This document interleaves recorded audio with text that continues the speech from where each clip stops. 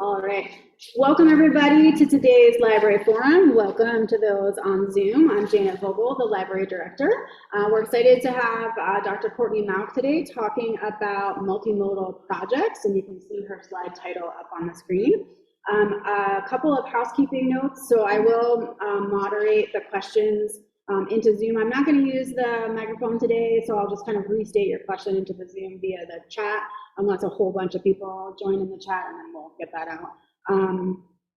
And then we will, thanks to the grant for the library's basement project and for our digital and information literacy project, we will have a survey at the end, and I really do need everybody to fill it out. It's really quick, but we'll have a QR code. Courtney has a QR code, but I've also got paper copies if anybody wants those, or the QR code is on the table as well. So please fill out our survey. And don't forget to come, of course, every Wednesday at 4:15 we have professional development, but don't forget to come on February 28th for Library Forum when Dr. Jen McCreight will be presenting, and Jen is here. And also the Friends of the Library are having an event on February 20th about the solar eclipse and what to expect. And that is going to be led by our very own Dan Gavazzi. So that should be a really good time, and we're excited about that. So without further ado, welcome Dr. Mauck. Hello, everyone. As Janet said, I think all of you know me. I am Courtney, Dr. Courtney Mauck. So today I'm going to be talking to you all about developing and evaluating multimodal projects, and I will be talking about this a little bit through the lens of a research project that I did with a couple of my colleagues at a previous institution that is forthcoming in an article this spring. Just in terms of the data, though I'm not going to get too much into it, but you'll see. I do want to kind of forefront this because I've talked to a few people about this kind of stuff in the past, and a lot of what I'm going to be talking about is kind of general stuff, but in the question and answer kind of period, if there are things that I can specifically help with or specifically provide materials, resources for, please let me know. I'm going to take notes, and I can send you stuff personally, but also include that stuff in the writing handbook. The problem is that it's often hard for me to talk about this stuff in a way that will apply to everybody that is interested in it. And so I do my best to be general, but I do want to help you specifically, and I'm always happy to talk further with people about this stuff too. So just to give you a basic overview of what the research study that we conducted was, for those of you that don't know, prior to working at Hiram, I was the assistant director of composition at Ohio University, and the director of composition was Rachel A. Ryerson, who is a co-author on this piece. We collaborated with another colleague of ours, Ryan Shepard, as an outside researcher for an outside perspective while we were revising the first year writing curriculum at OU. We were revising the curriculum to make it more multimodal and make all of the assignments have multimodal components and have the curriculum end in a final project that was entirely multimodal with no specific writing requirement for the assignment as it was. And during our research study, we did interviews and case studies with the incoming cohort of graduate teaching assistants. I'm not going to go into all of their demographic stuff because it's not as relevant for this presentation, but if it's helpful to know, they were primarily PhD candidates from a variety of backgrounds, age ranges, teaching experiences, including some folks who had some experience teaching multimodal projects, but the majority of them had not prior to being at Ohio University. So that's the information on the article. I figured I'd put it up there just to make sure my co-authors get credit and it doesn't sound like I'm the only one doing this. But this will come up kind of as I go through. Hi, Jeff. So I figured it might be helpful to make sure that we are all on the same page. I've shared a similar slide in a variety of presentations, so those of you who have seen me before, I'm sorry. But what do I mean by multimodal assignments? Multimodality, if you are unfamiliar, sometimes we just say non-traditional or some other word in there, but this describes assignments or communication practices in terms of textual, oral, linguistic, spatial, and visual resources or modes. And so if you are unaware, oral, we think about audio, visual. I don't have gestural up there. I don't know why I did that. It's on the graphic. Gestural would have to do with body movement, interaction, physicality, your body language, and also when we think of spatial, that can do with physical spaces, but also spatial can refer to things like in document design. Something that I like to emphasize a lot to my students and to all folks that I talk to about this, because I would talk anyone's ear off about this, all writing is multimodal. So often when we say, I want to do a multimodal assignment, we see that as in opposition with a traditional, scare quotes around that, writing assignment, but all writing is multimodal. So I don't have it in front of me because you're not my class, and so I don't have a document prepared. But if I were to hold up like an assignment sheet, a Word document, an essay even, you would be able to visually tell things about that document by looking at it, even though its primary mode of communication is linguistic. Paragraphing is a visual tool that allows us to see that ideas have changed. We have formatting standards for documents, et cetera, et cetera. So the writing that we do inherently has multimodal features in it already. The reason I say that is because this is often the springboard for talking to students about multimodal writing. Okay. Sorry, my laptop keeps closing its screen and sometimes I miss my notes. So with that in mind, multimodality, but why? In my experience, I find that multimodal assignments tend to allow students to think about writing in a more expansive way. They often come into academic experiences with a very narrow understanding of what writing is, and they believe that it follows very specific streamlined steps, and they often think they're not great at those things. By introducing multimodality, it can broaden their horizons. It also allows students to demonstrate knowledge in a variety of ways or skills.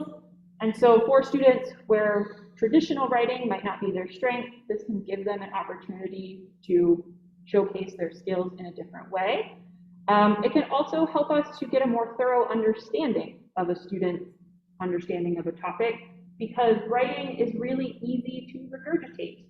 As those of you who have come to my ChatGPT presentations, we've had conversations about. And so it doesn't always mean that they understand something just because they're able to write about it, but sometimes having to do something different can be helpful.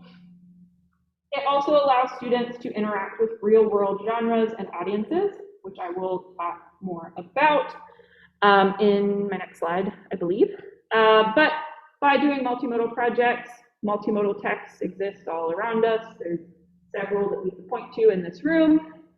Giving students real genres to work with can help them to have stronger motivation and better understanding of how to approach that assignment. And because as director of writing cross curriculum, I can't not talk about ePortfolio. But even though this is not the focus of my presentation, signature assignments are a great opportunity for multimodal projects.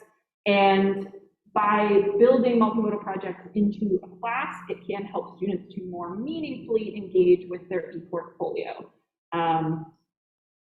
The ePortfolio itself can exist and is a multimodal project, but pieces within that could be multimodal as well. Okay, so related to genre, I gotta watch myself on time so I don't ramble. Genre is a big component in why I choose to do multimodal projects in my class. Also, not sick, just immunocompromised and protecting myself. So in case anyone's like, oh, please don't spread your germs to me as I take a drink of water. So when it comes to learning transfer, which is something that I am constantly talking about as well in all of these presentations, students tend to struggle really hard with traditional writing assignments when it comes to learning transfer. For those who are unfamiliar, learning transfer is, or writing transfer, just has to do with students' ability to take the knowledge that they learn in one class and apply that, well, in one situation, in one context, and apply that knowledge in a future situation or context. typically our goal in educational setting. What else are we doing if not trying to help students use things that we are giving them in future contexts? Unfortunately, a lot of what we do with writing is not helpful for our brains when it comes to transferring that knowledge to new situations. This is because we often use what are called MUT genres in the classroom. So this is something that was coined by Elizabeth Wardle in a 2009 article. I didn't put the actual citation on there, but if you're interested, I can give you that information. MUT genres is the term that she coined to talk about academic genres that don't have as much going for them as we often think they do. So these assignments are often transactional, meaning that really the only underlying goal is I'm assigning you this paper to demonstrate something to me. You are regurgitating information back to me, and you get a grade on it, and that's that. So you are just demonstrating some very simple thing to me, the instructor, and it's a transaction, but there's no broader audience, broader purpose, etc. These are genres that are assigned just to write that genre. So as I have done here, the research paper, the argument paper, those papers are non-existent outside of higher ed. We do research writing, but the traditional research paper that is often assigned in first-year writing courses is not something that we would ever really write in any other situation. Because the kinds of research that we're often publishing doesn't look like what a student's research paper is going to look like. Similarly, an argument paper, that doesn't actually mean anything. We use it to describe a type of writing, but lots of writing is argumentative, lots of writing has a thesis statement, but we might not call it an argument paper, etc. These are genres that really just exist to serve a tool or function that we need in higher ed, but don't necessarily provide students anything outside of the class. And this is because they are often vague in audience and purpose. So who is the audience for the assignment, for the research paper? Oftentimes it's just the teacher. Oftentimes it might be the class, they might have to present on it, but there is no real audience that they are writing for or towards necessarily.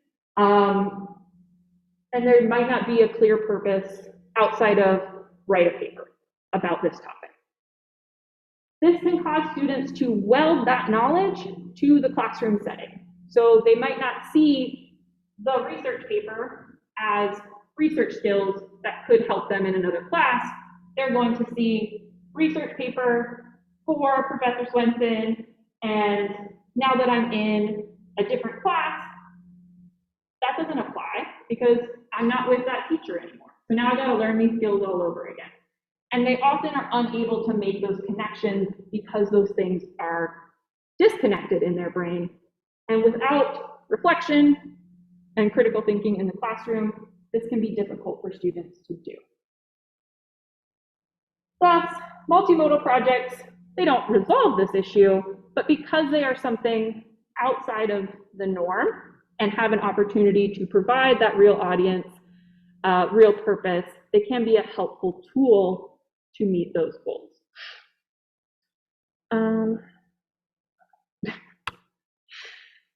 So getting into the idea of designing multimodal projects, I wanted to share this quote, which I will read to you. It says, "Avoid the temptation to retrofit traditional assignments to accommodate a multimodal approach. Retrofitting existing assignments may be efficient, but it allows you to bypass the important thinking you need to do to create purposeful and well-crafted multimodal assignments." The reason that I share this is because I have frequently had people talk to me about creating multimodal assignments, and they say, I do this assignment in my class, how could I make it multimodal? And while that is certainly possible, and it's not the worst thing to do, because as an advocate for multimodality, I would always prefer that you try out something multimodal than not. But this can sometimes cause roadblocks for our own brains in creating an assignment because we are unable to get out of that. Well, they're not doing a research paper. How are they going to achieve this research paper component in a poster? And when we do that, it can make it impossible to figure out exactly how to approach the assignment. A better way is to start with one of these two questions and figure out which is the most productive for you. What are the goals of the assignment? What genre or tool would you like to work with? If you have an answer to either of those questions, it's easy to get started. Well, for me, it's easy to get started, maybe not. So some folks start off and they know that they would like to work with a specific genre or tool. So some of you might know, like, I really want to try doing podcasts in my class, or I really want to do a poster in my class, of a particular style, an infographic, whatever it may be. If that's the case, that's a good place to start figuring out what the components of that are. So what options are available? What software, programs, apps might you need? Are those things easily available? The benefit of students having the iPads is that there are a ton of apps that the iPad comes with by default, or can be easily downloaded that students have access to for free. And there are some that have paid options as well if students want to go crazy with something. But knowing what you have available to you can help you to start figuring out steps to the assignment.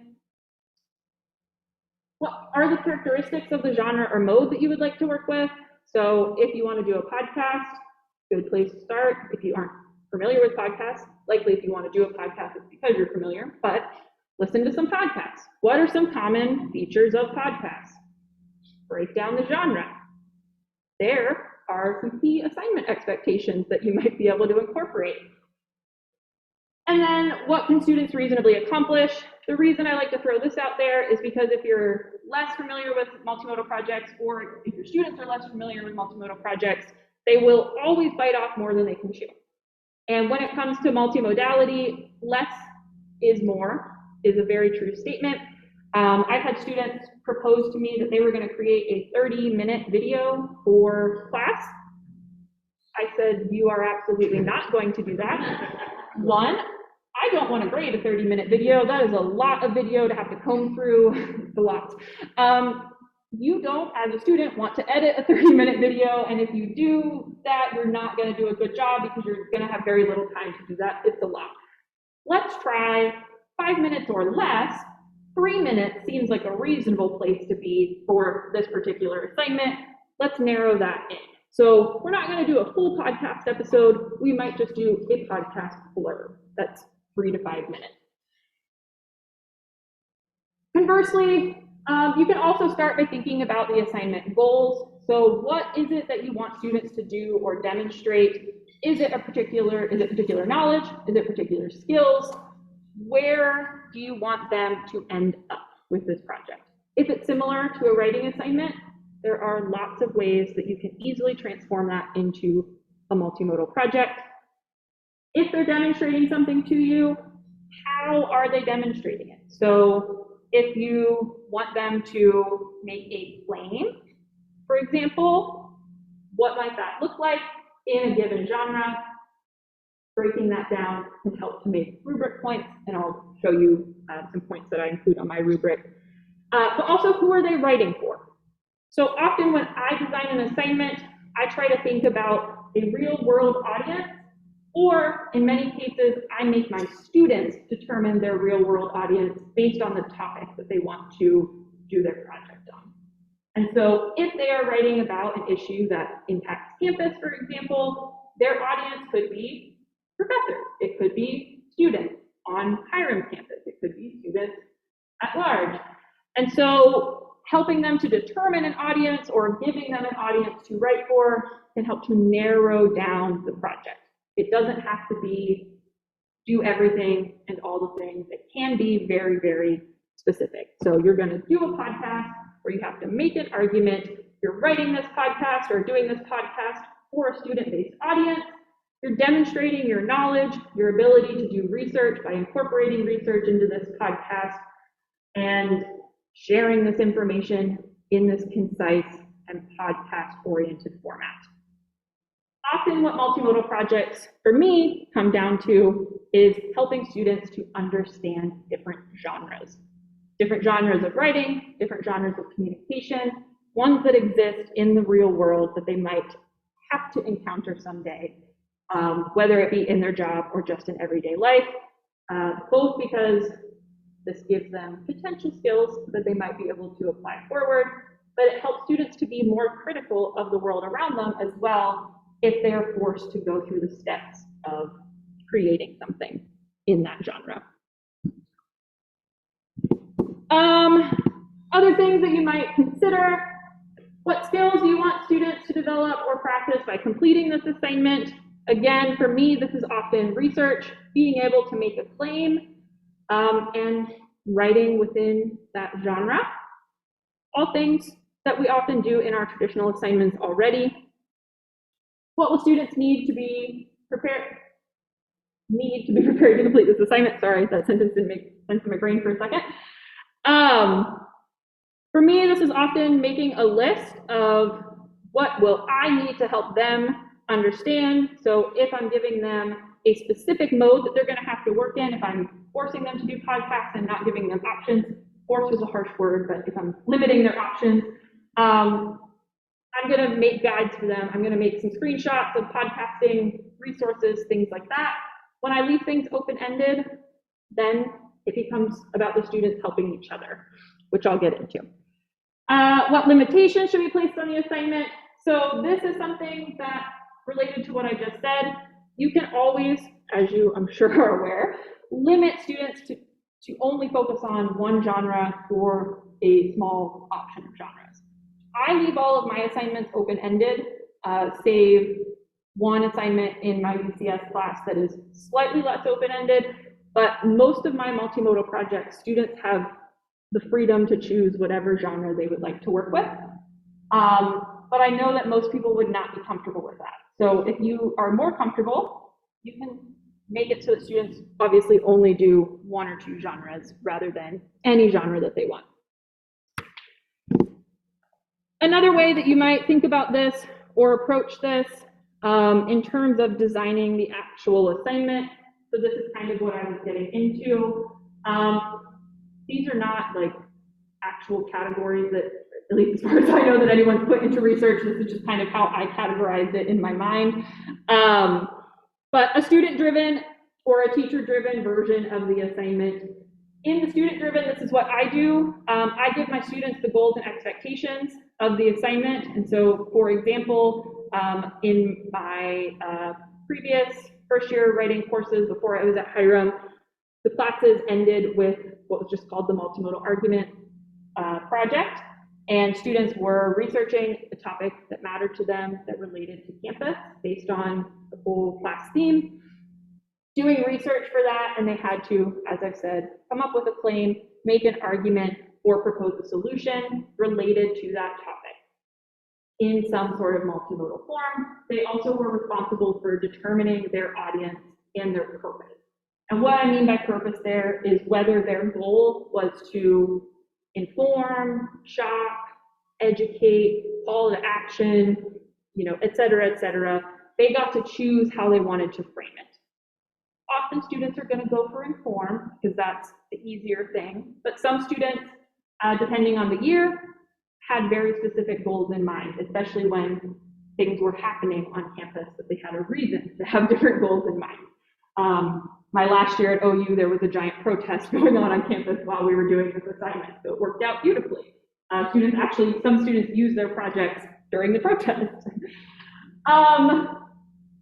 Here, it's entirely open-ended, but like I mentioned, of course, you can make that more narrow, give them the specific goals, determine the audience and purpose for them, or the genre for the whole class, or something in between.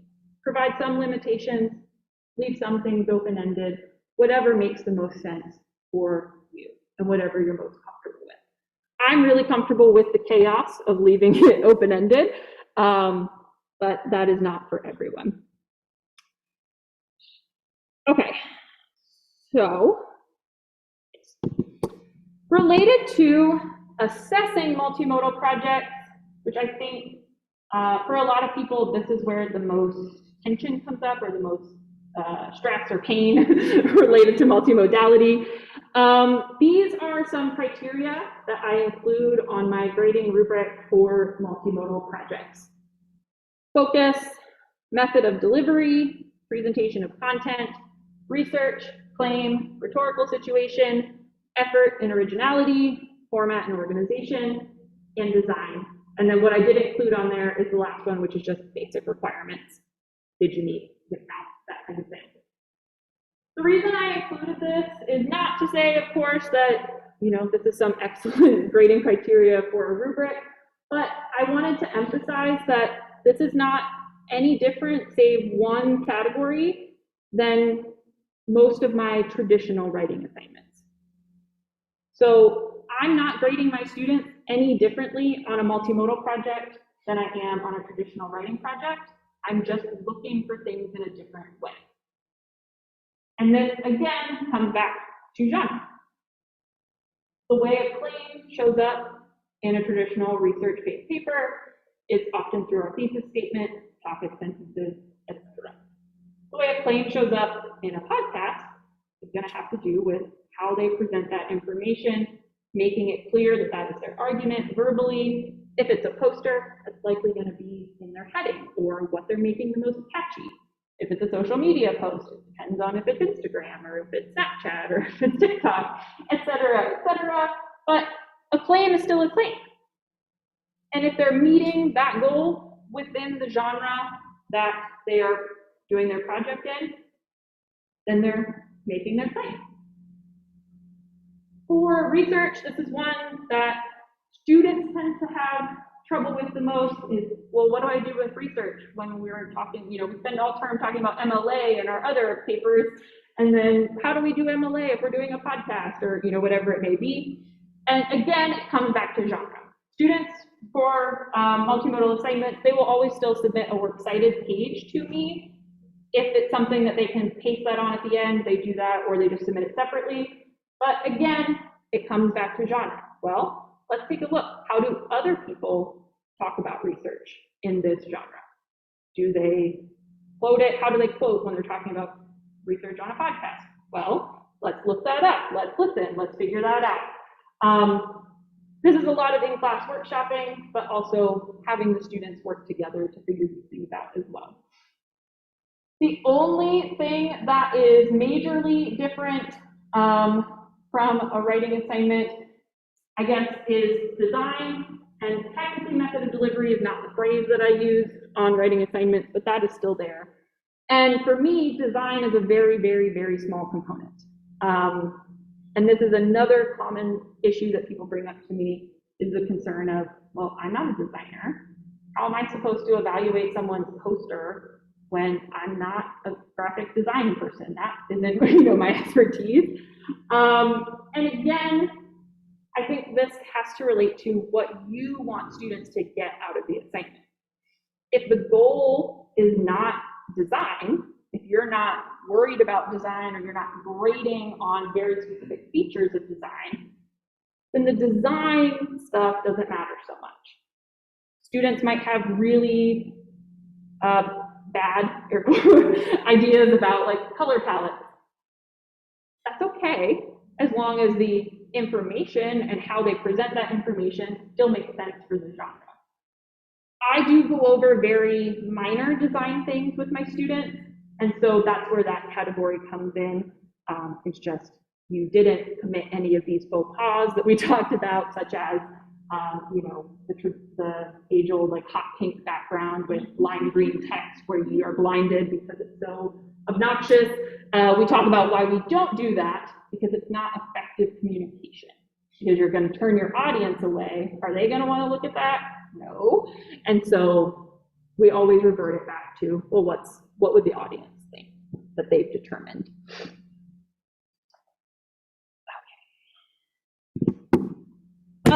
Other considerations. This is a student poster that was created when I still worked at Ohio University. And the reason that I included this with this slide is because it's a very minimalist poster. And so I know that a lot of people who have not taught multimodal projects before might look at that and say, that's all they did? That's all that they had to turn in? And so for folks who might feel like that, I do want to remind you, point out, share that there are lots of other things that you can incorporate with the multimodal projects. I include a small written component, but this they have to do even if they do a traditional paper as well. And so for all assignments, I have a reflection with the final draft. And some people like to reframe this specifically for multimodal projects to be considered a justification. So explain to me the choices that you made. Explain to me how they are addressing your audience, how they are addressing your purpose, so that I can understand where you are coming from. For me, this is really helpful in terms of the design stuff. So if I see something and I'm like, oh, that is not how I would have designed that, oftentimes there is an explanation for it. Not always, but oftentimes they had a reason for why they did that, and it usually makes sense. And so that helps me to understand where they were coming from, and it helps to further demonstrate that they were making some critical choices in the project. And even if they are just, talking out their butt, they're still having to go through the process of thinking of those things to talk out their butt. Another part of this can be a lot of process-oriented scaffolding, and so if you're concerned, having lots of different stages where you're working on this project, and those can involve written components, outlining, that might make some people feel better, even if the project itself might not be something that is very thorough. So with this project, they had to do a proposal, they had to do like a mind map, scaffolded outline kind of thing, depending on their genre, and then they had to do a mock-up, and then a rough draft, and then the final draft that they presented. And so in total, they were working on this project a lot more than they might have been an actual traditional written paper, which those of you who have worked with students with writing in any capacity know is often written in a caffeine-fueled panic, like 3 hours before it's due, versus, not to say that this is, immediately better than a writing project, but it did force them to spend a lot more time on the project. You can also get students involved as well. I've had students in the past. I don't do it so much anymore just because the 12-week does make it a little bit harder. But having students come up with grading criteria or determining certain things that they want you to be looking for. So I used to leave at least one block in my grading rubric open, and they got to decide what they wanted that thing to be, usually through conversation and conferencing, but it would be genre specific or something project specific for them. All right. So to kind of circle back here at the end to the research study, which I mentioned at the beginning, in that study, we did initial interviews with folks before they saw the curriculum, taught any of the curriculum for the first time, did any of that stuff, but we had conversations with them, so they knew an overview, but they hadn't taught yet. So this was during the summer when they were still in orientation. And in case people are concerned in terms of IRB, Ryan, who was not working with these folks, was the one who conducted all of the interviews. So the director and myself, the assistant director, were not doing these. But the three most anticipated challenges that those teachers had when knowing that they were going to have to do multimodal projects in class were their lack of knowledge. Many of them said they felt that it would be easier to have more thorough instruction on multimodal projects. Their lack of experience, and these are just random quotes from the interviews, but many of them said, I'm a text-oriented person. I don't know how to do any of this arts and crafts stuff, that kind of mindset. And then a lot of people were really, really worried about student resistance. This came up a lot. They said, these students aren't going to want to do this project. How am I going to sell this to them? They're going to be upset. Why the hassle? Why have to, reinvent the wheel and get the buy-in? What actually happened, teaching multimodal composition was a challenge, but not in the ways that they expected.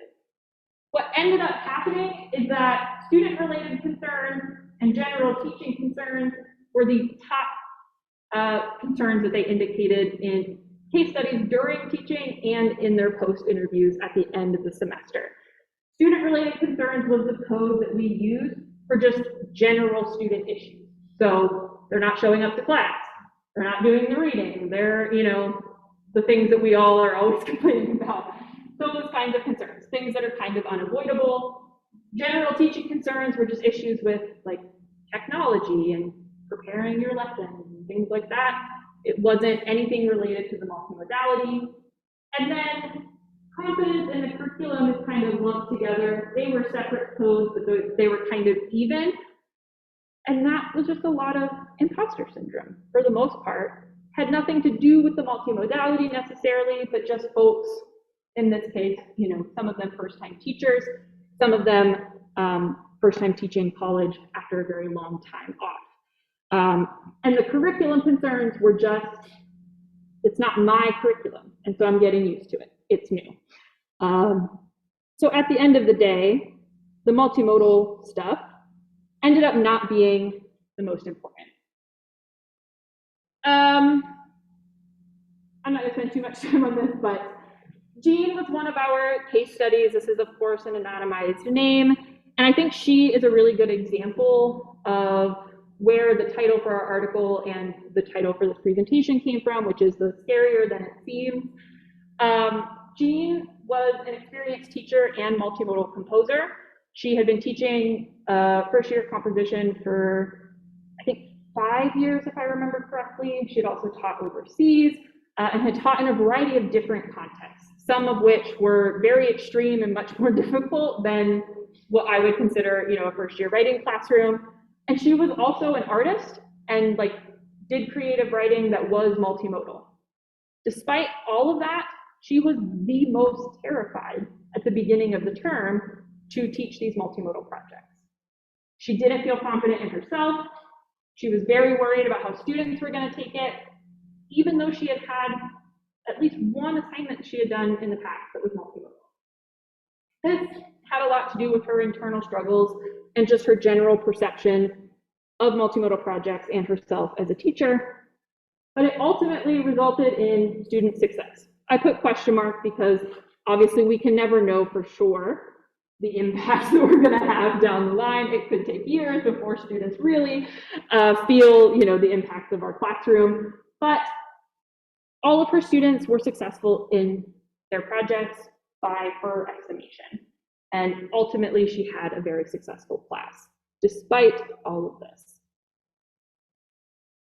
So, as I said, to summarize, the general teaching struggles, this should really be greater than or equal to. They're not going to be any worse, the multimodal composition struggles, than the struggles that you will likely already face in the classroom anyway. So, in my experience, why not do the multimodal composition? Because it can add a little bit of fun in your life and in your students' life. Grading multimodal projects is literally my favorite thing, and it's in terms of grading, and it's one of the reasons why I always encourage people to do your final projects as multimodal, because there is nothing better than at the end of the term having multimodal projects to grade, because they're so much more enjoyable than a stack of papers. Implications and the interventions that we suggest in our article related to the research study and these kind of questions that I've been talking about in the presentation. Embrace the novice mindset. And what I mean by that is be okay with not knowing stuff.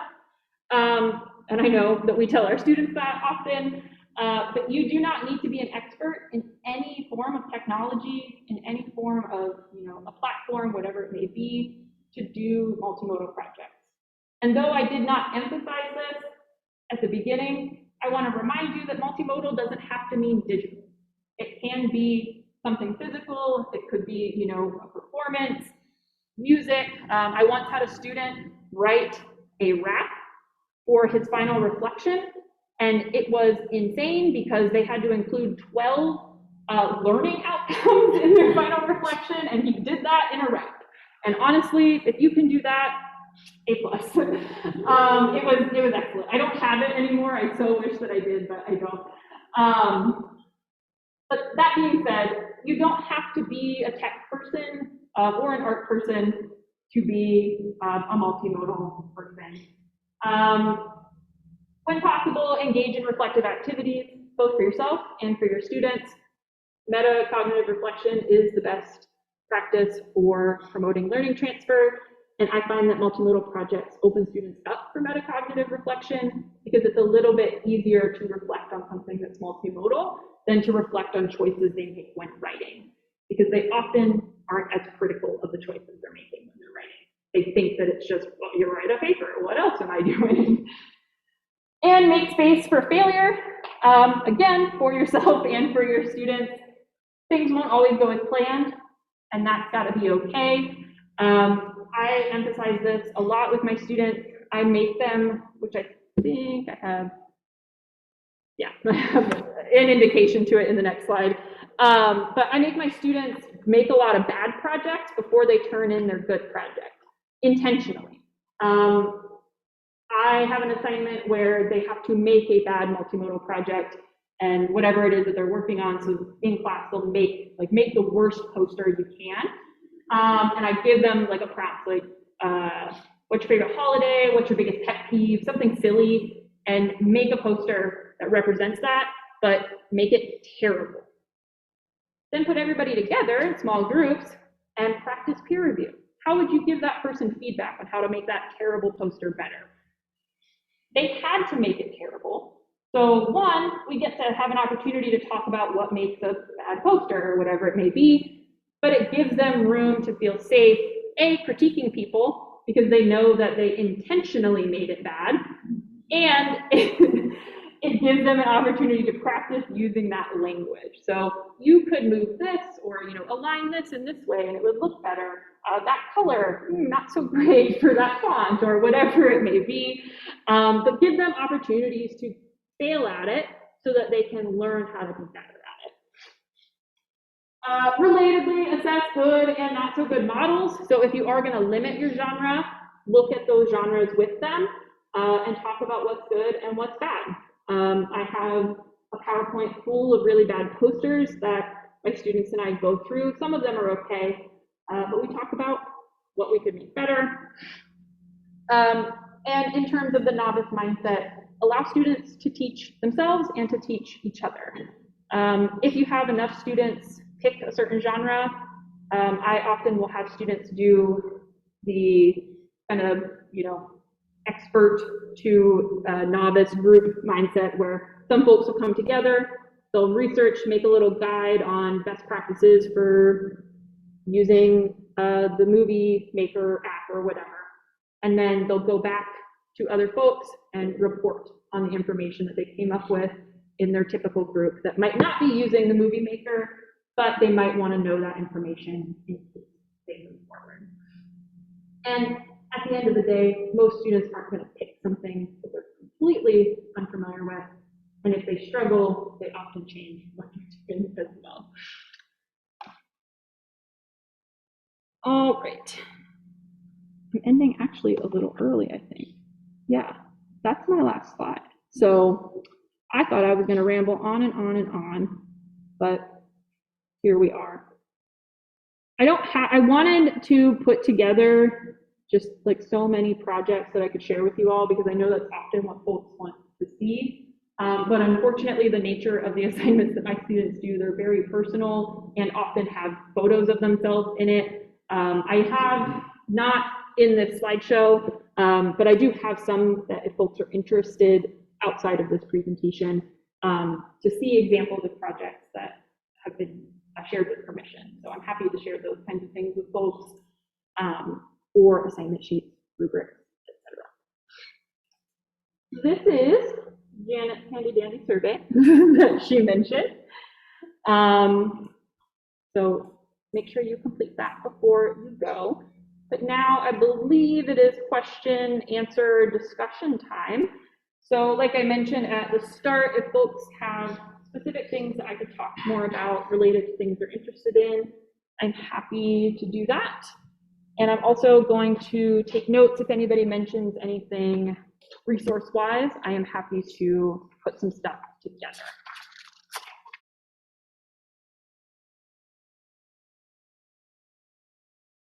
So you talked about this a little bit, but what is a good way to, I mean, so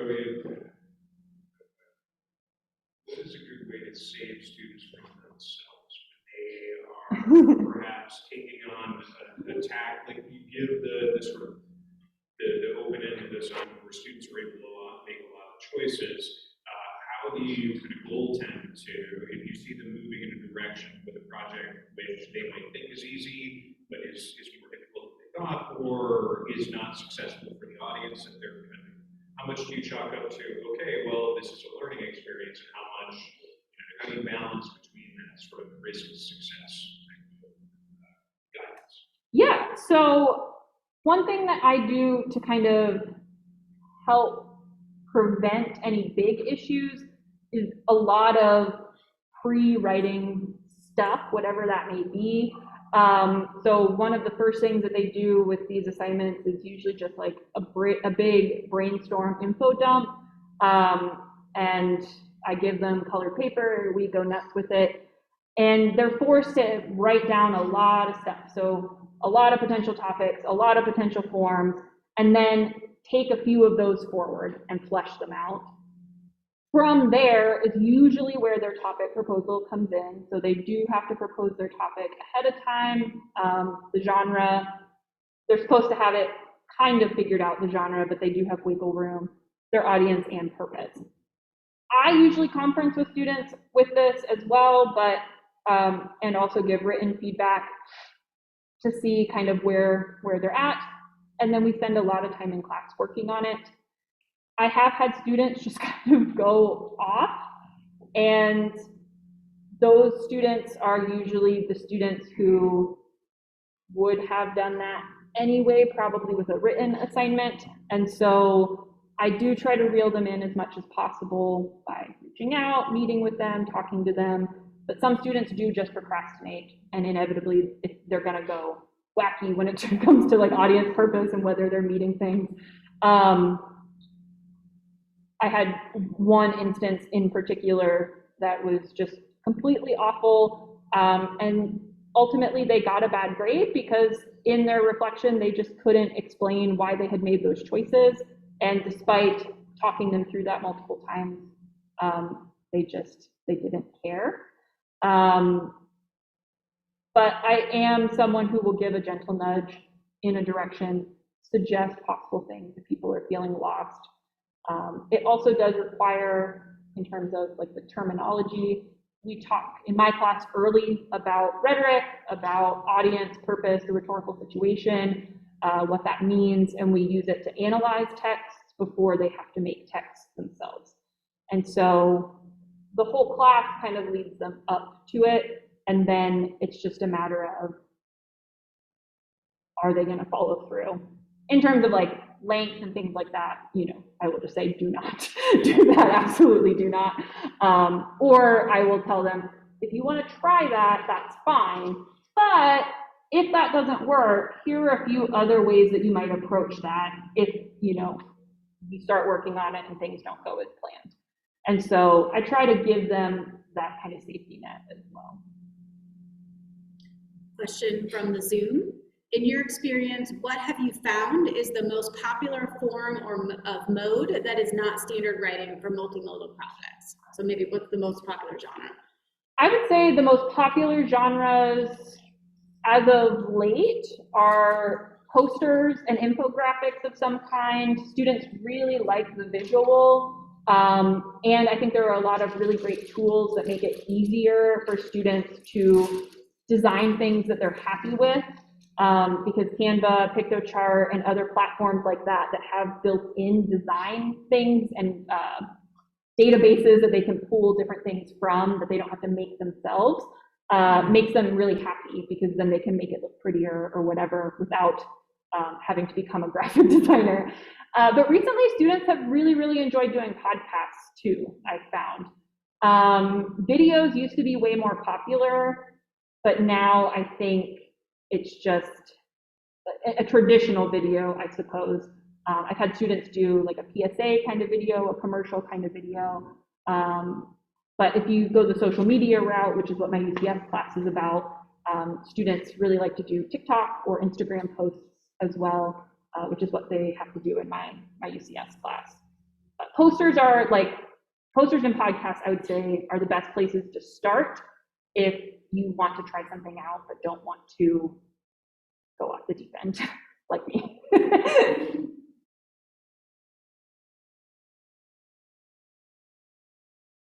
Yeah, Kathy. So when you give a multimodal assignment, you give students the option of writing a paper or anything but a paper? In most classes, I will give the option. It really depends on the assignment. At OU, the final project had to be multimodal. For all other projects in the class, they had the option. Most of them choose to write a traditional paper for the first one because they are afraid. Then it's usually a mixed bag for the second one, and then the third one, they all have to do something multimodal. But there have been a few assignments that I've done here where students have the option, and some students will do what I just call it an essay plus or a hybrid essay. And so I encourage them to incorporate multimodal elements into a traditional essay. So you can write your paper, but let's try doing some things with font or putting some pictures in there or something like that, or something that people don't often think about as being a multimodal thing, but the way we do web design, hyperlinking things. So if you say something, hyperlink to your source instead of doing the citation. Write it like a Medium article or something like that instead of just a traditional essay. But students who are really uncomfortable, I do give them an out if they need it.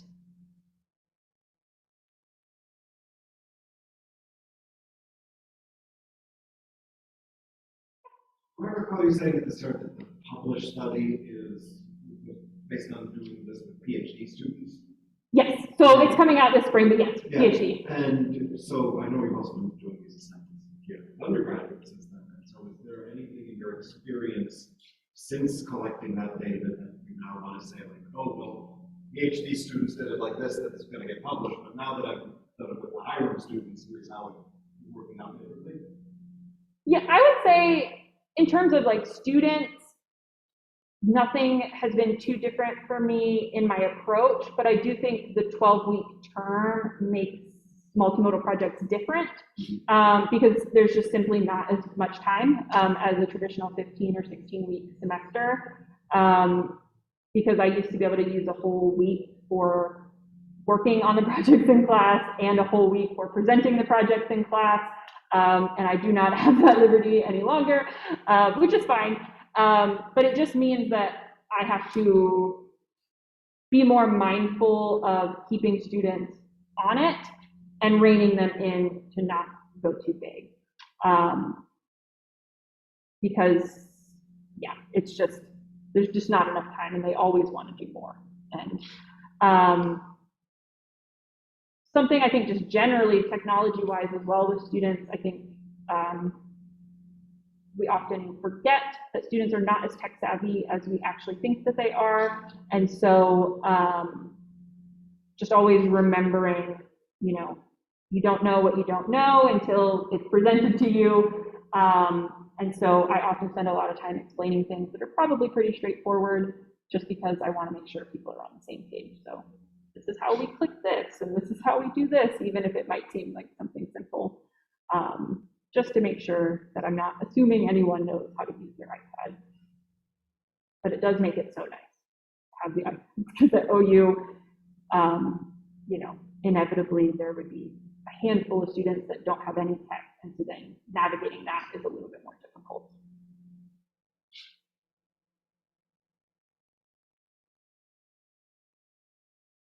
Any other questions? Or resources or things that people would love for me to, or just like, you don't have to love. That was a little extreme. But if there's anything that would be helpful for you to see or for me to share, I do have a lot of stuff already made, and of course projects that I can share with people. If folks would be interested, just let me know. I just never know what it would be helpful to people. So, do you think that there are any disciplines where this type of assignment would be really hard? I'm actually thinking specifically of Kathy right now, but Kathy could probably think of. No, I've got one student do a podcast. Yeah. Every year, for 5 or 6 years. Yeah, so I don't think that there are really any disciplines that couldn't do something multimodal, and I think that's part of the reason why I also included that quote at the beginning about like not thinking about turning something into a multimodal assignment, but just starting from the idea of the multimodal, because I think that's where we can sometimes get stuck. But it doesn't have to be, you know, a big project either. You can just implement multimodal components into smaller things. Having students, you know, design something. So for example, this is a version of something that Jeff did in the 313 class, but students have to design Writing Center resources in the 313 class. And so at the very least, in any discipline, you could have students as a project designing a guide or a handout or something that relates to your course content. Help them to prepare for an exam or something like that.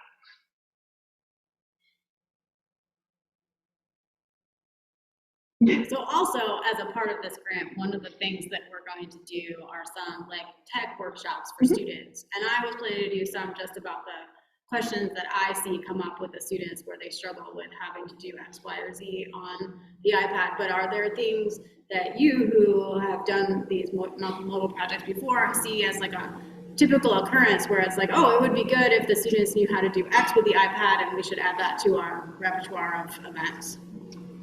And that could be true for anybody in the class. Honestly, I think probably the issues that I have related to multimodal projects are similar issues that you probably are already covering. The biggest one just being saving and uploading things. That is always the problem with the iPads, and because unfortunately the Microsoft suite is just not as intuitive as I would like it to be.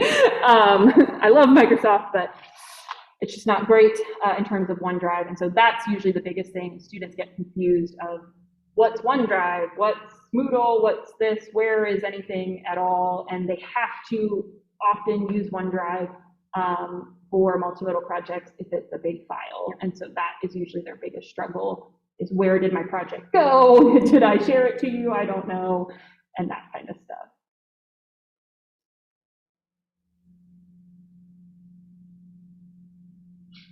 That was definitely on my list.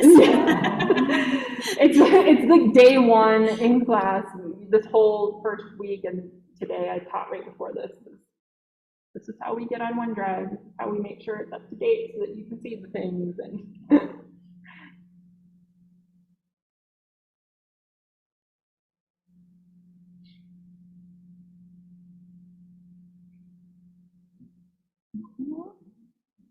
Well, thank you so much, Courtney. We really appreciate it. yeah, really appreciate you all. Please make sure to remember to come to the next library forum on February 28th with Jen McCray presenting, and of course our Friends of the Library Eclipse program with Dan Gavazzi on February 20th at 7 p.m. and come to all of the other wonderful professional development that Jen and Andrew are coordinating, because it's been a lot of fun to learn all these new things this year. And obviously feel free to listen and chat, but I will turn off the Zoom. So thanks everybody. Thank you.